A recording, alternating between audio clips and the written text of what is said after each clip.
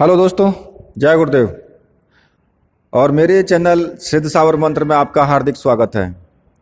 और दोस्तों, आज मैं आपके सामने वीडियो लेकर के आया हूँ कि कुछ लोगों को भ्रम हो जाता है कि अप्सरा और यक्षिणियों में क्या अंतर है। साधनाओं में अंतर है या फिर उनके आचार विचार जो भी हैं उनमें अंतर है। तो उसी के बारे में आज थोड़ा सा मैं आपको बताऊंगा। तो बताने से पहले मैं आपसे रिक्वेस्ट करूंगा कि जो भी व्यूवर्स मेरे चैनल पर नए हैं तो वो प्लीज़ चैनल को सब्सक्राइब कर लें और साथ में ही बेल के बटन को भी प्रेस कर दें, ताकि जो भी मैं लेटेस्ट वीडियो डालूं उसका नोटिफिकेशन आपको तुरंत मिल जाए और आप उस वीडियो को देख पाएँ। और एक रिक्वेस्ट और करूंगा कि वीडियो को आप पूरी देखें, ज़रा सा भी स्किप ना करें। अगर आप वीडियो को स्किप कर देंगे तो फिर मैं जो भी मैं आपको बताऊंगा या जो भी मैंने निर्देश दिए हैं वो आप बिल्कुल भी नहीं जान पाएंगे। तो इसलिए स्किप ना करें। और अगर वीडियो अच्छी लगती है तो लास्ट में आपसे कहूँगा कि आप सब्सक्राइब भी लाइक भी करें वीडियो को और सब्सक्राइब भी कर दें चैनल को। तो देखिए दोस्तों, मैं आपके सामने थोड़ा सा इस पर प्रकाश डालूंगा कि जो अप्सराएं होती हैं वो बहुत ही सौम्य होती हैं। वो आपको जब भी नजर आएंगी या जब भी आपको दिखाई देंगी वो सौम्य रूप में ही आपको दिखाई देंगी। कभी भी वो तामसिक रूप में आपको दिखाई नहीं देंगी, भयंकर रूप में कभी नहीं आएंगी, क्योंकि अप्सराएं रजोगुण से संबंधित होती हैं। और वो करती क्या है कि जब उन साधक कोई उनका मंत्र जाप करता है, उनकी साधना करता है, तो वो अपने साधक को पहले रजोगुणी ही बनाती हैं। जब वो रजोगुणी बन जाता है, पूर्ण रूप से उन्हें देखने में तपोबल उनका बढ़ जाता है, तब उसको वो दर्शन देती हैं। हालांकि जो और दूसरी साधनाएं हैं, यक्षिणियों को आप लेंगे तो यक्षिणियां जो हैं वो तमोगुणी होती हैं, उनके अंदर तमोगुण होता है। अप्सराएं इंद्र के दरबार में नृत्य करने में जो पारंगत होती हैं वो नृत्य करती हैं। और ये कई प्रजाति हैं कि जैसे गंधर्व हो गई, किन्नर हो गई, नागनियां हो गई हैं। तो इनमें जो है अप्सराएं जो हैं वैसे तो 108 होती हैं, लेकिन विशेष रूप से तो कुछ ही अप्सराओं की जो साधना की जाती है, जैसे कि उर्वशी हो गई, रंभा हो गई, मेनका हो गई, तिलोत्तमा हुई, नाभिदर्शना हुई और अनुलोचा हुई। तो मतलब ये कुछ अप्सराएं हैं। देखिए, पूरे नाम तो यहाँ पे लेना काफ़ी ज़्यादा नाम है तो इसलिए वीडियो तो बहुत लंबी हो जाएगी। तो मेरे कहने का मतलब यहाँ पे इतना है कि अप्सराओं की जब साधना करोगे तो आपको डरने की ज़रूरत नहीं है बिल्कुल भी। देखिए, अप्सराओं की साधना आप प्रेमिका रूप में कर सकते हो, मित्र रूप में कर सकते हो, दो रूप मार्गदर्शक के रूप में भी कर सकते हो। मित्र और मार्गदर्शक वही एक ही सेम ही चीज है। लेकिन एक कमेंट मेरे जो व्यूवर्स थे उन्होंने मुझसे कमेंट किया था कि गुरुजी मैं पत्नी रूप में करना चाहता हूं।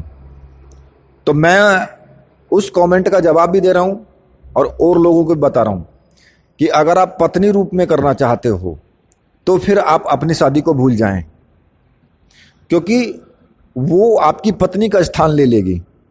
और जब कोई भी अप्सरा आपकी पत्नी का स्थान ले लेगी तो फिर आप जो सांसारिक रूप से जो पंच तत्वों से बना शरीर है उसको आप कैसे ग्रहण कर पाएंगे? वो होने नहीं देगी फिर। क्यों? क्योंकि पत्नी रूप में तो वो बैठी हुई है और स्त्री तो वो भी है। तो एक स्त्री दूसरी स्त्री आ ही नहीं सकती, फिर वहां पे उस स्थान को नहीं ले सकती फिर दूसरी। तो और जो अप्सरा होती है वो 3 तत्वों से बनी हुई होती है, ठीक है। तो इसलिए आप अप्सरा के साथ में वो सब चीजें आप नहीं कर पाओगे, क्योंकि वो केवल 3 तत्वों की है। और मैं कहता हूं, मेरी जो सलाह है कि कभी भी जो अप्सरा की साधना करें वो पत्नी रूप में ना करें, क्योंकि अगर आपने पत्नी रूप में एक बार कर लिया तो फिर आप शादी कर ही नहीं पाओगे। तो और जो सुख आपको ना पंच तत्वों के बने हुए शरीर से मिलेगा, वो सुख आप वहां पे कल्पना नहीं कर पाओगे। तो मेरे कहने का मतलब आपसे ये है, सीधा सा मतलब है कि शादी करो तो भाई जो सांसारिक उसमें मनुष्य रूप में जो हैं उन्हीं से आप करना, क्योंकि वहीं से आपको सुख शांति प्राप्त होगी। और दूसरे रूपों में, प्रेमिका रूप में, मित्र रूप में आप कर सकते हो उनकी। उससे क्या होगा कि वो आपका मार्गदर्शन करेंगी। वो आपको, अगर आप प्रेमिका रूप में करते हो तो प्रेमिका की तरह व्यवहार भी करेंगी। और भाई वहां भी जब प्रेमिका होती है ना, तो आधा उधा पत्नी का भी स्थान मिल जाता है। तो आपको जो चीज आपको पत्नी रूप में प्राप्त होगी ना, वो चीज आपको वहां प्रेमिका रूप में भी प्राप्त हो जाएगी। तो इसलिए फिर हमें संपूर्ण रूप से पत्नी रूप में करने की क्या जरूरत है भाई। पत्नी रूप में वो लोग करते हैं जो सन्यासी होते हैं, जिनका शादी विवाह से कोई मतलब ही नहीं है, साधु बन गए, जंगलों में भटक रहे हैं, वहां पे साधना कर रहे हैं, तो वो पत्नी रूप में कर सकते हैं, क्योंकि ना उनके आगे कोई है ना पीछे कोई है, तो उन्हें कोई फर्क नहीं पड़ता उस चीज से। लेकिन आपको समाज में रहना है, आपके माँ भी हैं, बाप भी हैं, और आगे आपसे वंश वृद्धि भी होनी है। तो अब आप कहेंगे कि भाई विश्वामित्र जी ने भी पत्नी रूप में मेनका को रखा था। भाई वो विश्वामित्र जी थे, और विश्वामित्र ना तो तुम बन सकते हो ना हम बन सकते हैं। तो इसलिए विश्वामित्र की तो बात छोड़ ही दीजिए, और वो एक साधु ही थे, सन्यासी थे, वो ऋषि थे, तो उनके ना आगे कोई ना पीछे कोई, तो इसलिए वो कर सकते थे, लेकिन आप नहीं कर सकते। और जो सुख आपको एक सांसारिक स्त्री से मिलेगा, जो सुख आपको एक सांसारिक स्त्री से मिलेगा, वो सुख आपको वहां नहीं मिल पाएगा, भले ही कितना भी हो। तो यहां पर जो लोग शादीशुदा हैं, मैं उनसे भी कहना चाहता हूं कि वो पत्नी रूप में वो भी ना करें, क्योंकि आपकी पत्नी पहले ही घर पे बैठी हुई है। और जब आपकी पत्नी घर पे बैठी हुई है पहले ही, तो फिर आप उसको पत्नी रूप में प्राप्त करोगे, तो भाई फिर आपके साथ में अनिष्ट भी हो सकता है। देखो मैं क्लियर यहां पे बता दे रहा हूं कि पत्नी रूप में तो बिल्कुल भी ना करना, मेरा आपसे अनुरोध है। रही प्रेमिका रूप में, मित्र रूप में, मार्गदर्शन के रूप में, वो आप कर सकते हो। वो प्रेम तुम्हें तब भी मिलेगा, वो प्रेम आपको तब भी मिलेगा, उस अवस्था में करोगे तो तब भी आपको मिलेगा वो प्रेम। तो यहां मैं उनका भी उत्तर दे रहा हूं जिन्होंने मुझसे कमेंट किया था। अगर वो वीडियो देख रहे हो तो वो जान लें इस चीज को, क्योंकि उनकी शादी हुई नहीं है अभी वो कुंवारे हैं। इसलिए मैंने उनको समझाया है कि ऐसे ही किसी के चक्कर में आकर के ये सब कार्य ना करें, बिल्कुल भी कोई संकल्प ऐसा ना लें। रही बात अब कि भाई उनमें, यक्षिणियों में और इनमें अंतर क्या होता है। अंतर इतना ही होता है, कुछ ज़्यादा खास अंतर नहीं होता है। वो तमोगुणी होती हैं, ये रजोगुणी होती हैं। अप्सराओं की साधना करने से आपको कोई अनिष्ट नहीं हो सकता, कोई भी अनिष्ट नहीं होगा। अगर आपसे कोई गलती भी हो जाती है तब भी आपका कोई अनिष्ट नहीं होगा। अगर आप यक्षिणियों की साधना करते हो और वहां आप गलती कर देते हो तो भाई साहब अनिष्ट की संभावना 100% के 101% होती है, क्योंकि यक्षिणियां तीक्ष्ण होती हैं। तो ये वर्क भी इनका जो साधना होने के बाद में जो इनसे हम कार्य करवाते हैं वो भी तीक्ष्ण ही करती हैं। दोनों के पास में जो सिद्धियां जो भी प्राप्त होगा वो समान ही प्राप्त होगा। अप्सराओं से भी वही चीज प्राप्त कर सकते हो और यक्षिणियों से भी वो चीज प्राप्त कर सकते हो। लेकिन यक्षिणी की भी साधना मैं आपको बता रहा हूं, यक्षिणी की साधना भी आपको पत्नी रूप में बिल्कुल भी नहीं करनी है, क्योंकि नहीं तो 100% है ये शादी आपकी होगी नहीं। किसी दूसरी लड़की से आप प्रेम लाभ कर नहीं सकते, क्योंकि देखो ये संसार है, इसमें आप एक छोड़ दूसरी के पास भी पहुंच जा सकते हो। सचो सच्चाई है, मैं सच्चाई बयां कर रहा हूं यहाँ पे।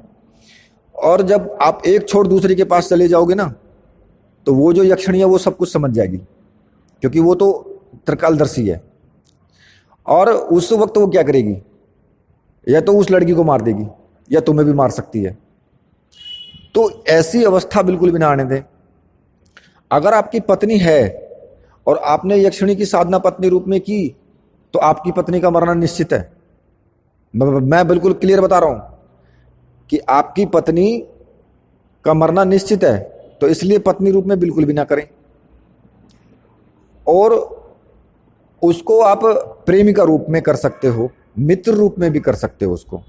कि फर्क सिर्फ इतना ही है कि शक्तियां दोनों की सेम है, शक्तियां कम नहीं है। अप्सरा की भी शक्तियां कम नहीं है। अप्सरा की शक्तियां भी इतनी होती हैं कि वो आपको कुछ भी दे सकती है ला करके, शून्य में से कुछ भी आपको प्राप्त करा सकती है। जो चीज आप कहोगे वो कर सकती है। सिर्फ इतना नहीं कर सकती कि तुम कहने लगो कि भैया जा फलाने आदमी को खाट समेत ही उठा ला, तो ये उसके बस की बात नहीं है। सीधी सी बात है, ये तो कोई ब्रह्म पिशाच ही कर सकता है कि जाओ और उसको जो है खाट समेत उठा करके और ला पटको मेरे पास। या किसी का यहाँ पे ईंटों का चट्टा लगा हुआ है, घर मकान बना हुआ है, कि उखाड़ दो मान नीचे से। तो ये सब चीजें कौन करता है? ये प्रास पे जो पिशाच होते हैं, ब्रह्म राक्षस होते हैं, जिन्न होते हैं, ये सब चीजें इनसे होती हैं। तो अप्सरा कभी भी आपका ये काम तो वो कर नहीं सकती। हाँ, इतना जरूर है कि अगर आप अप्सरा से कहोगे तो वो किसी और को आपके लाकर के सामने खड़ा कर देगी। जैसे मान लिया कि तुमने कहा कि फलानी लड़की को, तो वो ला करके तुम्हारे सामने खड़ा कर देगी। तो लेकिन ये भी गलत है। मैं फिर भी कहूंगा तुमसे कि ये भी गलत है, क्योंकि आपने ठीक है, आपने उसके सामने इच्छा रख दी, उसने तुम्हारी इच्छा पूर्ण करने का वचन दिया, तो वो उसने तुम्हारी इच्छा पूर्ण कर दी। लेकिन उसका दंड भुगतेगा कौन? जो तुमने कर्म किया है। जो कर्म गलत किया है उसका दंड कौन भुगतेगा? आप भुगतोगे। वो अप्सरा नहीं भुगतेगी, तुम भुगतोगे उसका दंड। तो इसलिए ऐसा काम ना करें जिससे कि आपको बाद में परेशानी हो।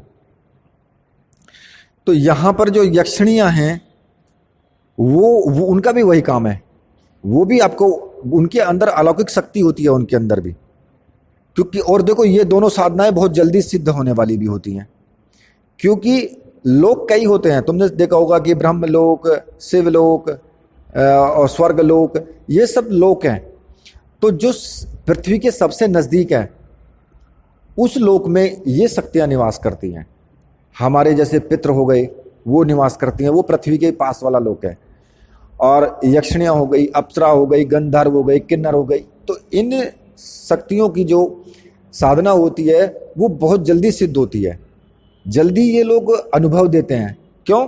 क्योंकि ये पृथ्वी के पास करीब है। और जो हमारी मंत्र शक्ति से जो ध्वनि की तरंगें जो निकलती हैं वो जल्दी उस लोक तक पहुंच जाती हैं। पहले लोक में जल्दी पहुंच जाएंगी, वहां पे भेदन, उस लोक का भेदन जल्दी कर देंगे। और जैसे जैसे हमारी तपोबल बढ़ेगा उससे फिर अगले लोक का भेदन होगा और फिर और तपोबल बढ़ेगा। तो जो हम मंत्रोच्चारण करेंगे वो कई कई लोकों की परतों को भेदता हुआ ऊपर चला जाएगा। तो लास्ट में जब आप पहुंचेंगे तो वो स्वर्गलोक का स्थान होता है। जब स्वर्गलोक के में भेदेगा तब वहां पे सिंहासन हिलता है। तो मतलब मेरे कहने का ये है कि ये सबसे निचले लोक में ये शक्तियां होती हैं।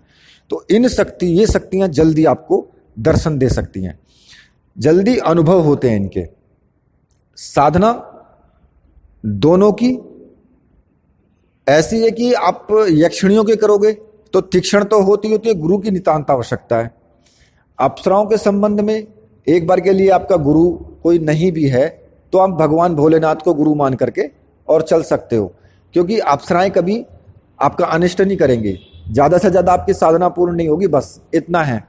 लेकिन फिर भी आपको एक भय तो रहता ही है। अब भय कैसा होगा कि भाई अप्सरा ने आपको, आप जो है साधना कर रहे हो, आपको छू लिया या आपके ऊपर हाथ फेरा या रात में आपके दर्शन दिए या रात में आपके पास आ गई या आपके पास आकर के बिस्तर पे लेट गई है साथ में, तो अब उस स्थिति में क्या होगा? उस स्थिति में तुम्हें अप्सरा से, ऐसा नहीं है कि तुम भी उससे लिपट जाओ यार, वही चीज तो वो चेक करती है कि आपके अंदर कितना संयम है, वही चीज वो चेक करती है। तो इसलिए आप ऐसा काम ना करें उस वक्त। लेटने दे, वो खुद पे खुद उठ करके चली जाएगी। फिर तो आपको महसूस होगा कि खाट पे कोई लेटा है मेरे बराबर में। तो मेरे कहने का मतलब यह कि आपके सामने किसी लड़की का रूप धारण करेगी और वो आपके सामने आ जाएगी, आपको पता भी नहीं लगेगा कि ये वही लड़की है, ये वही अप्सरा है। लेकिन कुछ कुछ चीजें होती हैं जिनसे आप पता कर सकते हो। अप्सराओं के बाल काफी नीचे तक होते हैं, लंबे बाल होते हैं, खुले होते हैं, काले होते हैं, वो नीचे तक आपको लटके हुए मिलेंगे। किसी आम लड़की के जल्दी से नहीं मिलेंगे, किसी किसी लड़की के मिल जाते हैं इतने लंबे बाल, लेकिन किसी आम लड़की के नहीं मिलते हैं। तो इसलिए वो वहां पे उस चीज आप पहचान सकते हो। ऐसे ही यक्षिणियों के होते हैं, वो भी पहचान सकते हो।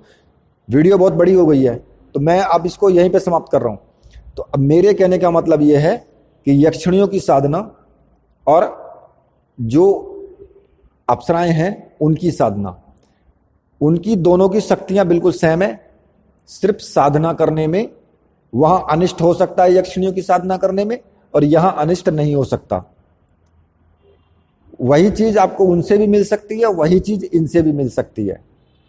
साधना संकल्प लेने में ही बस आपका अंतर है। वहां आपने यक्षिणी साधना का संकल्प लिया और यहां आपने अप्सरा साधना का संकल्प लिया।